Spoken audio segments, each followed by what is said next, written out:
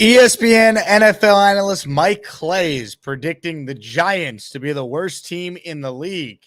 I'm not buying it. We'll talk about that and much more. It's the Jake Asman Football Show, and it starts right now. Oh, yeah. It's the Jake Asman Football Show. Brought to you by BetUS. Sign up now and triple your bonus. That's 125%. Now let's get into some NFL football. Presented by BetUS Sportsbook and Casino. And here's your host, Jake Asman. Here we go. Hope everyone had a wonderful Labor Day, folks. We are just 2 days away from the start of the NFL season. Shout out to BetUS for being our presenting sponsor. Look at this week one slate, baby. Let's go. It all starts on Thursday with, of course, the defending champion Chiefs taking on the Baltimore Ravens. We got a game on Friday in Brazil for some reason. Hey, if the NFL could put a game in Baghdad, they would. So I guess Brazil certainly makes some sense. Eagles, Packers, Friday, full slate Sunday, and then the game I'm closely following as a Jets fan, the Niners and the Jets on Monday Night Football to wrap up week one. In today's show, we're going to talk about the New York Giants to start. Mike Clay, who is a really respected NFL analyst, he puts together his NFL projections every single year. And I'm going to spoil his Super Bowl pick. He has Monday night's game between the Jets and the Niners being a rematch of the Super Bowl, and he's picking the Jets to win their first Super Bowl trophy since 1969. But that's not what the main part of this video is about. In his projections, Mike Clay has the Giants as the worst team in the NFL. The New York Giants, a team that won 6 games last year, he has them finishing as the worst team in football. And I'm not buying it. And I want to make it clear, I respect Mike Clay. He did a lot of work. In fact, I actually had Mike Clay on my radio show yesterday when I was on ESPN New York. But I don't see how the New York Giants are the worst team in the league. Do I think the Giants are a playoff team? Absolutely not. Do I think the New York Giants are even going to be a 500 team, right? I guess with 17 games, you can't be 500, but I don't have them winning 8 games. I don't have them having a winning season. But to be the worst team in the league, we're talking what? 3 or 4 wins? Somewhere in that general vicinity? I mean, that's typically what the worst team in the league does. I don't think the Giants are that bad. And I know they don't have a great quarterback. I am not a big believer in Daniel Jones. But they do have a pretty good coach who went to the playoffs in his first year when no one had that on their bingo card. They do have a defense that added Brian Burns to it, with Kayvon Thibodeau now in his 3rd year, with Dexter Lawrence firmly cemented as one of the top 5 interior tackles at his position. The Giants did add Malik Neighbors. I understand they didn't have Saquon Barkley. They really didn't want him if you watched the in-season Hard Knocks.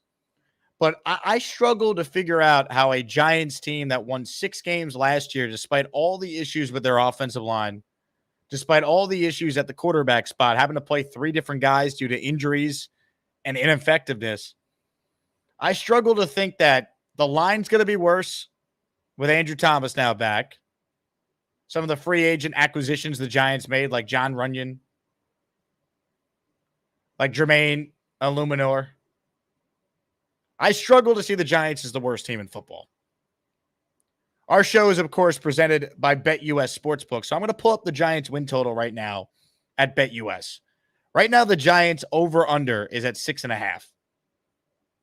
And honestly, if I were to make a pick, I probably would go under 6.5 because I see the Giants at 6 wins again.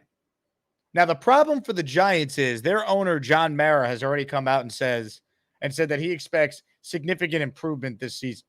I think the problem with that is, what does that exactly mean when you say significant improvement? Because the New York Giants, I think, are going to struggle to win games because they are very, very pedestrian at best at the quarterback spot. 1, I can't trust Daniel Jones to stay healthy. And 2, I just don't think he's very good. I don't.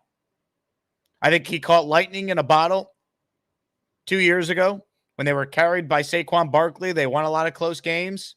He played great in that playoff win over the Vikings, and in a way, it kind of set the Giants back because then they had to pay Daniel Jones the contract they gave him, which ends up being basically a 2-year, $80 million deal that they can get out of after the second year. We're now in that second year. So I think we're kind of playing out the strings here for the Daniel Jones era with the Giants. Unless Jones all of a sudden finds it in year 6 as a starter, I don't see it. And find me the quarterback that 6 years in, we're still asking, hey, can he be a franchise guy? So I don't think the Giants are the worst team in the league. There's teams I think they're better than. I think they're a better team than the Titans. I think they're a better team than the Panthers. I think they're a better team certainly than the Patriots, who, according to BetUS Sportsbook, have the lowest over-under this season. I like Brian Daboll too much as a coach to expect the Giants to be a last place, worst team in the league type of team. Could they be last in the AFC or NFC East, excuse me? Yes, I think they could be. But the worst team in the NFL, when they have that defensive line, when they do have neighbors, they do have a couple other playmakers. I think Jalen Hyatt's a nice player. I think Slayton's a nice player. Like, Devin Singletary, he's not Barkley, but he's not washed. I think they're not the worst team in the league. I was surprised to see the Giants at 32nd in Mike Clay's power rankings. I was. I would take the under on the Giants wins because I think they stay where they were last year. I think they're at 6. But if you go on to BetUS Sportsbook right now and you're going to place a bet on a win total, I would use my link that's pinned in the description and the comments, and I'd bet the under on the Patriots. That's a team that, to me, is way worse than the Giants. Can you name 5 players on the Patriots right now besides Drake May and Jacoby Brissett? Can you? I don't know if you can. So I'm going on BetUS. I'd bet the under on the Pats. Honestly, are we sure Bo Nix is any good? Denver's at 5.5. I probably would go under on them. Panthers at 5.5. I mean, they're better, but I don't know if the Panthers have a coach. Brian Daboll, if anything, proved the guy could coach. He won some games with Tommy DeVito last year when at first they didn't want to let DeVito throw. He made the playoffs in his first year. Are we sure the Giants aren't better than the Washington Commanders in their own division? They're starting a rookie at quarterback, and the Giants have owned the commies when they played head-to-head. So when I go through the projections here for Mike Clay, and I see Cutlets winning games last year with Daboll, Daniel Jones be a playoff quarterback 2 years ago with Daboll, it's hard for me to think the Giants are going to be the worst team in the NFL. But here's the problem. Let's say the Giants do go out there and they win around 6 games, 6 or 7 games. What does that mean for Brian Daboll and Joe Schoen if the owner, John Mara, is on the record saying, he expects significant improvement this year? Even if the Giants win 7 games this year, they're 7-10. I don't think going from 6-11 to 7-10 is quote unquote significant improvement, is it? I don't think it is. So I struggle to sit here and say the Giants are the worst team in the NFL. I do. Are they a playoff team? I don't see it. Are they one of the teams knocking on the door competing for a playoff spot? I don't see it. But I look at their schedule and I could find some wins for the Giants. When you look at the New York Giants, you mean to tell me they can't beat the Minnesota Vikings at home week 1? Sam Darnold as their starter? I mean, Sam Darnold versus Daniel Jones is kind of a wash. And if you look at BetUS Sportsbook right now, here's a bet I would make. Giants are a 1.5 point underdog right now. I would bet the Giants on the money line. I think they win week 1. I don't trust Sam Darnold. Maybe he sees ghosts again at MetLife Stadium. Giants to me are better than the Vikings. I'll take the Giants at home. They win week 1. But that's a winnable game for Big Blue. Some of the other games I think the Giants can win. They play Washington week 2. That's Jaden Daniels' second ever start at quarterback. The Giants have owned the Commanders, even when they've been bad during this drought. outside of that one playoff season post-second Super Bowl win with Eli, Giants have been a bad team. But they've always beaten the Commanders for whatever reason, especially Daniel Jones. That could be a winnable game. At Cleveland, week 3. Cleveland's got an awesome roster. Do we know what version of Deshaun Watson they're getting this year? That's not a game they couldn't win. So I just found out of their first 3 games, the Giants could easily start 2-1. You look at their schedule later in the year, they have a game against Carolina. They play Tampa at home. New Orleans. They're playing the NFC South this year on the schedule. There's some winnable games there. So I don't think this is a great team, but I think I could find at least 5 or 6 wins right there for the Giants. And plus, every team always has a win you're not expecting that they get. So I do not believe the New York Giants are the worst team in the NFL. I think the more interesting question is, what happens if they go 6-11 again? And then there's questions about the head coach and the GM, whether or not they should be given what would now be a 4th year together. And the complicated issue with the Giants is this. They've improved the roster, but they haven't improved the quarterback. And I think most people don't expect Daniel Jones to be the guy. So what's your expectations for the Giants? Like if they go 6-11 or 7-10, like it kind of met the expectations I have for them. I think their coaching will win them a couple of games. Their defense is good enough to win them a couple of games. Neighbors might be good enough to win Offensive Rookie of the Year. So maybe you make that bet over at BetUS. Like I don't see the path for the Giants being a great team. I don't think they're a good team. I don't think they're the worst team. But then what do you do if you're 6 or a 7-win team? Are you keeping the head coach and the GM? They still haven't been able to really pick their quarterback. We know in Hard Knocks, they tried to move up and take Drake May or Jaden Daniels. They couldn't get a deal done with either team. They could have had J.J. McCarthy. They chose not to.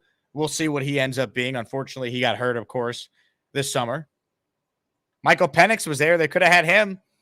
I mean, if Daniel Jones stinks it up, would John Mara make a change? Because he's going to say, look, you guys could have changed quarterbacks and you didn't. I don't know if he's going to do that. Giants are kind of in purgatory until they get their quarterback. And that's kind of the problem with the owner coming out and saying he expects significant improvement. All right. If you gave John Mara truth serum, how many games does he think this team's winning? Does he think they're going 10-7 and making the playoffs? I don't see that. So what are the expectations for the Giants? I mean, once again, their win total at BetUS is only 6.5. They won 6 last year. I'd go under on this. I had them at 6 wins. But even if they win 7, that's not significant improvement. And that's what the owner wanted. So it'll be interesting to see what the Giants ultimately decide they want to do. Duncan writes in, the worst thing for the Giants was to make the playoffs a few years back. In hindsight, you could argue it because it has now prevented them from improving at quarterback, seemingly, and has kind of left them in purgatory. The worst thing was maybe not even making the playoffs, Duncan. It was they made the playoffs and won a playoff game. And Daniel Jones, to his credit, was excellent in that game. But we just have not seen that version of Daniel Jones for most of his time with the Giants. I mean, once again, if you're asking 6 years into the guy's career, is he the guy? Don't you kind of have your answer? Blazin' Brazen says the Giants' problem is their owner. Well, the owner clearly wanted to keep Saquon and deferred to his GM on that one. If you watched Hard Knocks, you saw that. Matthew says Giants might actually begin 2-0. Yeah, Matthew, I look at the schedule. I don't think it's crazy.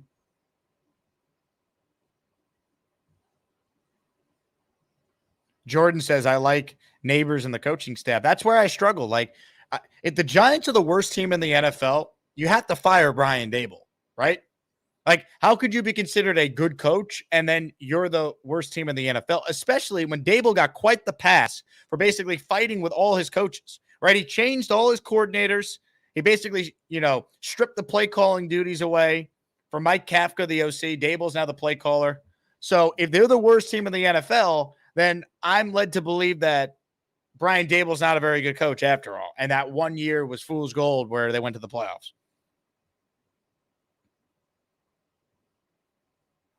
Charles Gorman's watching the show. He writes, and I agree with you, Jake. I don't think the G-Men will be the worst team in the NFL. I don't think so. Do I think they're good? No. Worst team in the NFL? No. Hey, if you're watching the Jake Asman Football Show live right now, please hit the like button and please subscribe to the channel. We talk NFL on this show multiple times a week, and it's all presented by my friends at BetUS Sportsbook. Swamp Ranger says Giants will pick in the top 5 in next year's draft.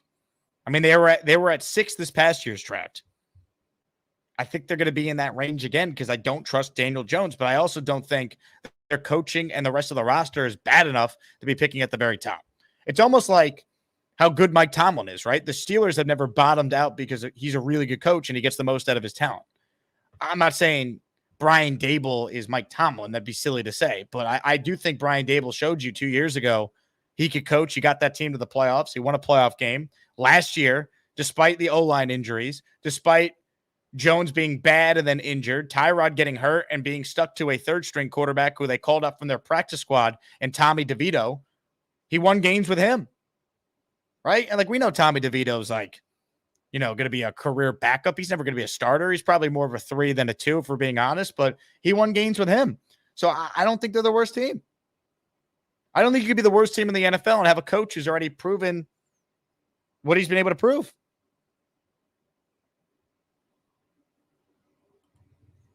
Duncan writes in, isn't Jones the only 6-year or more quarterback still with his original team, not named Dak, Mahomes, or Allen? I think that is a correct stat. You don't get this many years in the NFL as a starter when your resume is as underwhelming as Daniel Jones's resume. And here's the thing. Here's the other thing with the Giants, too, I want to mention before we wrap up the Jake Asman Football Show. When you look at the landscape of the quarterback position, very rarely do you get a 6th season like Jones has had when you have the resume he's had. But even when you kind of paint a scenario where Daniel Jones, let's say, he's good. He's what it was 2 years ago, right? He had, I think, 15 passing touchdowns and 7 rushing touchdowns. So he accounted for 22 touchdowns, which is not great, but all right. Let's say he's okay, he's solid. He's in the 16 to 20 range of quarterbacks. The problem with Daniel Jones, even if he was better than that, in best case scenarios, the guy can't stay on the field, man. Look at his injury history. How many times he's ended the year on IR. And now he's coming off a torn ACL where he's a guy who does use his legs to create a lot of his offense. At least that's what they did 2 years ago. It's a tough spot. Super chat on the Jake Asman Football Show here from Altoona Sandwich. He says, I've been an absentee Asmaniac forever the last few months due to work and personal issues, but that's finally behind me now. See you at T-Social on Monday night. Altoona, thank you for the super chat, man. I hope all is well with you and your family, and I'm glad that with football season starting up Thursday, you're going to be a part of our channel again. Can't wait, man. Can't wait. Football season is upon us. We've almost made it, folks. Just a couple days away. Once again, Thursday night, it all begins. And I'll say it again. I think the Giants actually win week 1. I'd pick them to beat the Vikings for what it's worth. Today's show has been presented by my friends at BetUS Sportsbook. Once again, use my link in the description or in the pinned comment down below if you're looking for a new sports book for the football season. BetUS is the answer. Look at all the games we have, folks. I'm giddy. You could bet on all these games, any sport, all the prop bets, future bets, you name it. BetUS has it. So make sure you guys check it out using the BetUS Sportsbook and using my link right down below. Thanks to everyone who tuned in. This has been another episode of the Jake Asman Football Show. We're going to be back later this week as we continue to talk all things NFL. Can't wait to watch some real games starting later this week, everybody. My name is Jake Asman. This has been the Jake Asman Football Show. I'll talk to you guys next time. Have a good Tuesday, everybody. This video is brought to you by BetUS Sportsbook and Casino.